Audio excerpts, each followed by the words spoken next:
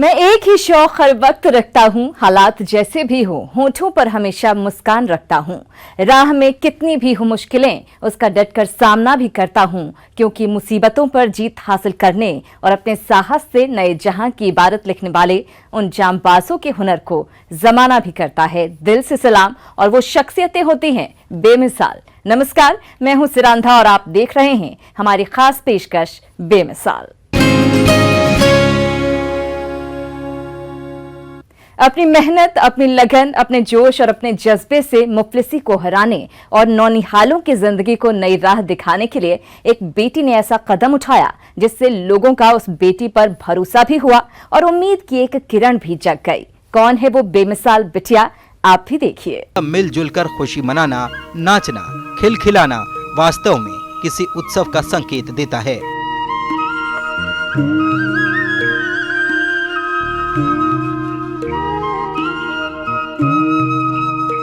जी हाँ, हम बात कर रहे हैं सामाजिक रीति रिवाज के चलते गांव से दूर की गई देश की एक बिटिया की, जो किसान की बेटी तो है, साथ ही वो आज भी शादी के बाद खेतों में काम करती है।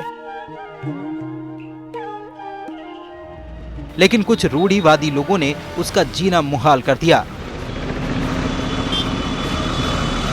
और उस बुरे वक्त में उसका पति भी उसका साथ देने से साफ इनकार कर गया।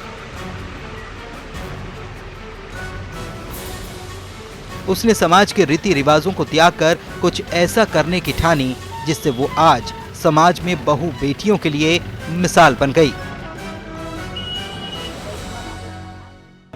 हालात ने दे दी प्रेरणा। तो ऐसे क्या हालात हुआ? जब घर में कोई ऐसा है ही नहीं, ये सोचे कि घर में रहे और घर में काम करे, कोई कमा कर लाएगा तभी घर में रहेगी लेडीज। वैसे भी हमारे गांव में 2 साल से 2.5 साल से ऐसा माहौल पैदा कर दिया है। सामाजिक बहिष्कार के बाद जो है हमारा जीना मुहाल तो वैसे ही हो गया। काम धंधा कहाँ से मिलेगा, और अपने पति की रूढ़िवादी और पुरुषवादी जो उसकी मानसिकता है ना, उससे तंग आकर और गांव वालों से भी तंग आकर। तमाम रास्तों की रुकावटों को दूर कर इसने अपने जुनून और मजबूत इरादों से बदल दी खुद के साथ अपने नौनिहालों की तकदीर। और मुस्कुराकर पूरे देश को ये भी बता दिया कि वो हालात के आगे विवश है, पर इन रूढ़िवादी लोगों के सामने बेबस नहीं। जिन्होंने मेरे साथ पिछले 2-2.5 साल, बल्कि मेरे साथ तो पिछले 5 साल से हो रहे हैं आज से, उनसे तंग आकर ही मैंने ये फैसला लिया है। और ऑटो इसलिए चुना क्योंकि कोई और जॉब नहीं मिली। मैं पिछले 2 महीने से घूम रही थी जॉब के लिए। जी हाँ, इस बेमिसाल लेडी ने अपने साहस और धैर्य के भरोसे लोगों की परवाह किए बगैर अपने काम में लग गई और जमाने को दिखा दिया कि मुफलिसी में जन्म लेना गुनाह नहीं होता, लेकिन उस गरीबी में जीवन बिताना बुज़दिली की निशानी होती है। अपने जोश के भरोसे इस महिला ने अपने नौनिहालों की जिंदगी बनाने और गरीबी खत्म करने के लिए बस एक कदम बाहर निकाला, और उसका परिणाम पूरा हिंदुस्तान अपनी खुली आंखों से देख रहा है। इस बेटी ने अपने बेमिसाल सोच से ऑटो चलाने का फैसला किया, जिससे गरीबी तो दूर करने की कोशिश शुरू हो ही चुकी है, साथ ही बच्चों की परवरिश भी बेहतर तरीके से हो सकेगी। कमाने खाने का साधन भी मिल गया और दूसरों को भी अच्छा लगेगा। अगर कोई ऐसी सोच की होगी, किसी की प्रताड़ना को ना सह करे, अपना खुद का कमाना खाने की सोचेगी, तो शायद उसको कोई प्रेरणा मिलेगी मुझसे। जब खुद के हाल पर आती है मुफलिसी, तो किस किस कदर सताती है मुफलिसी। लेकिन जो अपने मजबूत इरादों के बलबूते मुफलिसी को हराने और उस पर जीत हासिल करने की एक अदद कोशिश में जुटे होते हैं, उन्हें कामयाबी भी मिलती है और मुकम्मल जहां भी नसीब होता है।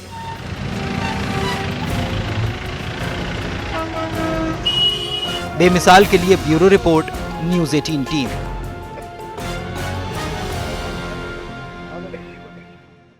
पहाड़ों की गोद में पली बढ़ी इन बेटियों ने अपने हुनर से लिख दी है एक ऐसी अनोखी कहानी जो अब हल्द्वानी के रहने वालों की जुबानी बन गई है। लोग इनकी हिम्मत, इनकी ताकत और इनकी काबिलियत की तारीफ करना नहीं भूल रहे। आखिर कौन है वो बेमिसाल बेटियां, जरा आप भी देखिए।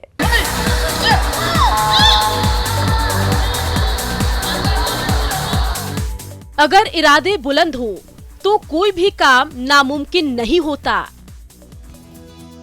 खासकर उनके लिए जो अपने दिल में जीत का जज्बा रखते हों। इसी कड़ी में हम आपको मिलवाने जा रहे हैं एक ऐसी बिटिया से जिसने अपने जुनून के दम पर कामयाबी की इबारत गढ़ने की लगातार कोशिश कर रही है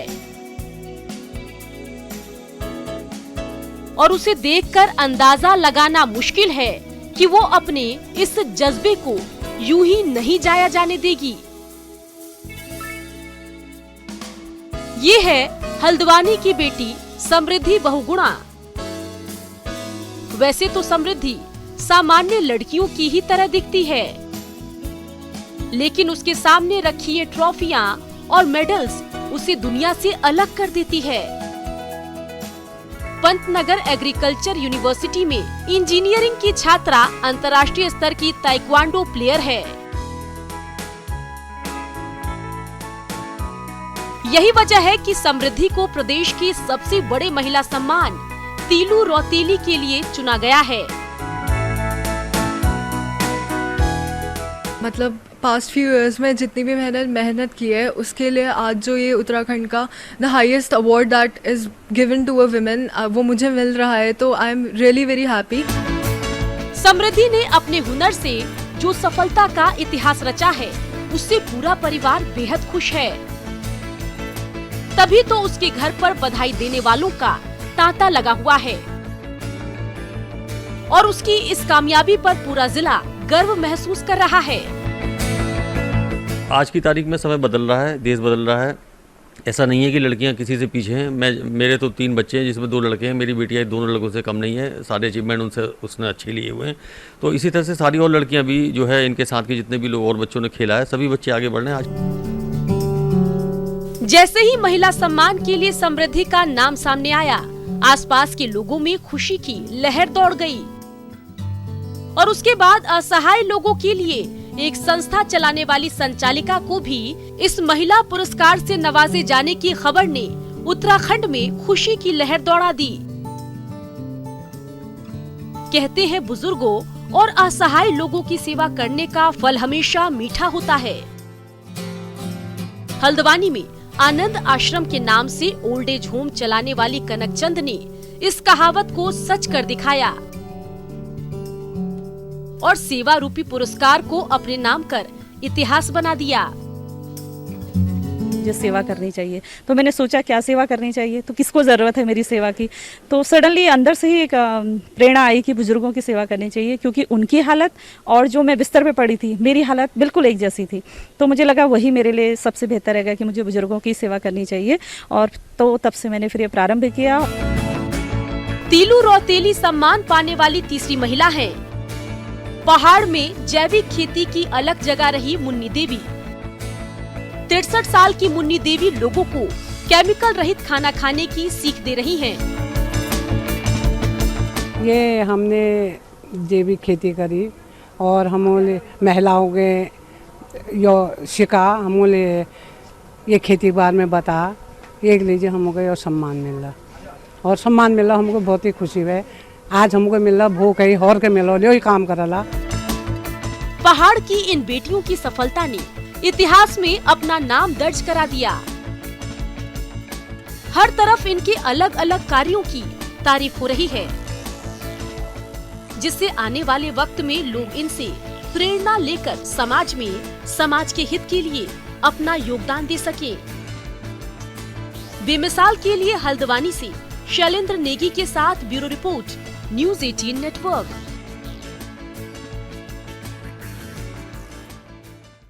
एक होनहार जिसने अपनी प्रतिभा और लगन से अपने बुरे दौर को पछाड़ते हुए अपनी जिंदगी की एक नई शुरुआत कर दी। उसने अपने भाषाई ज्ञान से लोगों को अपना मुरीद भी बना लिया। उसने अपनी काबिलियत से हिंदी, अंग्रेजी के अलावा फ्रेंच, इटालियन और जर्मन भाषाओं पर अपनी पकड़ मजबूत कर ली। तभी तो विदेशी पर्यटक भी इसके इस हुनर के कायल हो गए हैं।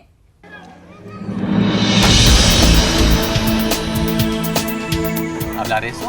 Antes esta guía vender el madre tienda. ¿Primera vez en día o segunda vez? Ella es la quinta vez. Bueno, ok. Porque ahora 2008 carretera muy mala. Ahora carretera fácil. फर्राटे से विदेशी भाषा बोल रहा ये लड़का पवन गाइड है। स्पेनिश भाषा में मेक्सिको से आए पर्यटकों को ग्वालियर किले का इतिहास समझा रहा है।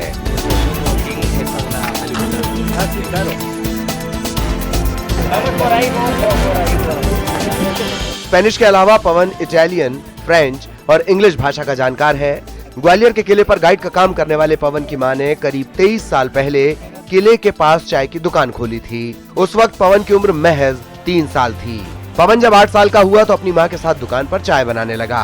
चाय बनाने के साथ ही पवन को विदेशी भाषा सीखने की ललक थी। उस वक्त ग्वालियर में विदेशी पर्यटकों के साथ गाइड आते थे, तो पवन उन गाइड और विदेशी पर्यटकों के साथ किले पर ही घूमता रहता था। चाय बनाने वाला पवन टूरिस्ट गाइड की तीमारदारी करने लगा और 15 साल की उम्र आते आते पवन इंग्लिश, स्पेनिश, इटालियन और फ्रेंच का जानकार बन गया। आज 26 बरस का पवन बीते 10 साल से विदेशी सैलानियों को उनकी ही जुबान में इतिहास समझाने लगा है। क्या है, मैं यहाँ पर पहले हमारी माँ की दुकान थी, चाय की दुकान थी किले के ऊपर, और सबसे पहले हम लोगों ने स्टार्ट किया यहाँ पर चाय। और मेरे जो गुरु थे जो कि यहाँ पर वो गाइड करते थे, उन्हीं की देन है जो कुछ भी है। फिर उन्होंने मुझे स्पेनिश सिखाई, स्पेनिश सिखाने के बाद इंग्लिश भी उन्होंने सिखाई। वो इस समय नहीं है और उन्हीं की देन है जो कुछ भी है, जो कि मैं इस समय स्पेनिश गाइड इस शहर में बन चुका हूँ। मैंने क्या है जो कुछ भी प्राप्त किया जो अपनी गुरु की देन रही, क्योंकि ग्वालियर में इतनी कोई यूनिवर्सिटी नहीं थी जो कि भाषा वाली, जो कि इस समय जो भी देन है उन्हीं का देन है, जो कि इंग्लिश, स्पेनिश और इटालियन, फ्रेंच बोलता हूँ मैं। और ये गेस्ट जो हैं मेरे जो स्पेनिश हैं, जो मैक्सिको के हैं, उन्हीं को अभी साइट सीइंग करा के लिए मैं लाया हूँ। ये तो देन माने जो गुरु साहब की, जो उन्होंने इतना बड़ा कुर्बानी मेरे लिए दे गए और उन्होंने ये मेरे लिए बहुत कुछ कर गए। कितना वक्त लगा सीखने में? पर्यटकों के साथ भी आप ट्रिप रहे हो उस समय? मेरे को उस समय 4 साल में पूरा कंप्लीटेड हो गया मैं, और इस समय ग्वालियर में अच्छा काम कर रहा हूँ क्योंकि उन्हीं की देन है, और 4 साल में मैंने पूरी कवर कर ली थी। विदेशी सैलानी जब ग्वालियर आते हैं तो उन्हें अपनी ही जुबान में इतिहास समझाने वाला गाइड पवन मिलता है। पवन से अपने वतन की फर्राटेदार भाषा सुनकर विदेशी सैलानी भी हैरान रह जाते हैं।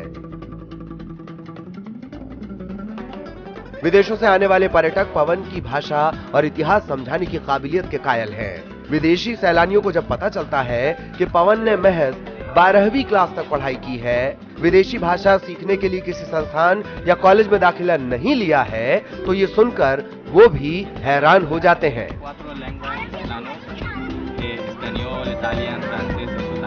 विदेशी सैलानी पवन के काम और व्यवहार की तारीफ किए बिना नहीं रहते। Okay, we're very happy because we were here and he's a very good guy. He's playing everything in Spanish, perfect Spanish. So for us it's very easy because we are from Mexico and we speak Spanish. So we are very happy. Pawan is a wonderful guy. He's a good speaker.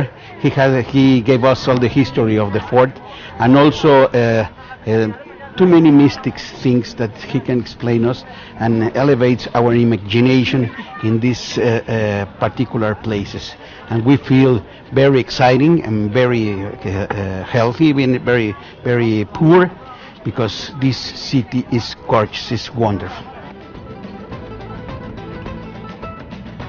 इंसान में कुछ कर गुजरने का जज्बा हो तो वो इतिहास रच देता है।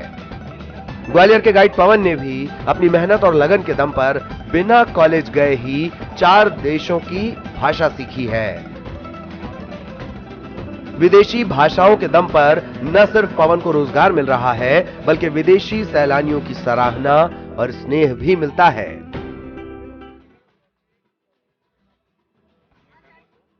पवन उन लोगों के लिए मिसाल है जो संसाधन के अभाव में काबिल होने के बजाय हिम्मत हार जाते हैं।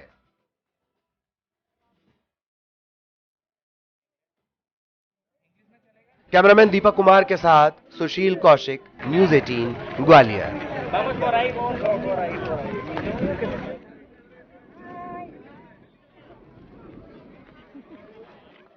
देश की सबसे बड़ी परीक्षा में हाथ आजमाने वाले छात्र अब देश के निर्माण के साथ साथ पंचायत स्तर पर भी अपने हुनर का डंका बजवाने की तैयारी में जुट गए हैं। इनका मानना है कि देश तभी तरक्की करेगा जब वो जमीनी स्तर से सुदृढ़ हो, जिसके लिए वो अब पंचायत स्तर के चुनावों में अपना भाग्य आजमाएंगे और देश के विकास की एक नई राह तैयार करेंगे। देश की सबसे कठिन परीक्षा यानी IAS की तैयारी में जुटे उत्तराखंड के ये छात्र, आंखों में बड़े सपने हैं और इन सपनों को पूरा करने के लिए ये छात्र कड़ी मेहनत भी कर रहे। लेकिन आपको जानकर हैरानी होगी कि कल तक जो छात्र दिन रात पढ़ने में लगे रहते थे, उनमें से कुछ छात्रों के अब सुर बदल रहे। ऐसा क्यों है ये आपको बताएंगे, पहले आप उनकी बात सुन लीजिए। निश्चित रूप से अगर आपका ऐसा ही नहीं कि नौकरी सब कुछ है, अगर कोई अपने समाज के लिए कुछ कर सकता है तो राजनीति उसके लिए आपका एक अच्छा माध्यम है। क्योंकि वर्तमान समय में राजनीति का जो आपका राजनीति में कहते हैं कि लोग अच्छे लोग नहीं जाते हैं, तो पढ़े लिखे युवा लोग जाएंगे तो वो बेहतर कर पाएंगे राजनीति के क्षेत्र में। 5 साल मुझे तैयारी में हो चुके हैं और अभी पंचायती चुनाव नज़दीक हैं, तो मेरा प्रयास रहेगा कि युवाओं को इस समय जैसे योग्यताएँ दे रहे हैं सरकार, कि अभी उसमें 10वीं पास अनिवार्य कर दिया है और जो 2 बच्चे होंगे वही पंचायती चुनाव में पार्टिसिपेट ले सकते हैं। तो इससे क्या होगा कि एक एजुकेटेड बंदा जाएगा और राजनीतिक में एक सोच रहे हैं जाने की? जी, मेरा प्रयास रहेगा कि मैं जाऊंगा। दरअसल उत्तराखंड सरकार ने पंचायती राज एक्ट में संशोधन किया है। इस एक्ट में संशोधन के बाद खाटी चुनाव लड़ने वाले सरकार द्वारा तय मानक में फिट नहीं हो पा रहे। लिहाजा ये छात्र अब सियासी पारी खेलना चाहते हैं और इनके इस कदम का कोचिंग संस्थान चलाने वाले भी समर्थन कर रहे। इंस्टीट्यूट में बड़ी बहस हुई और हमने कुछ बच्चों को प्रेरित भी किया कि हाँ, अगर आपके पास मौका है तो आपको राजनीति में जाना चाहिए, उसमें कोई परहेज नहीं है, पढ़े लिखे बच्चे जाएंगे तो ठीक होगा।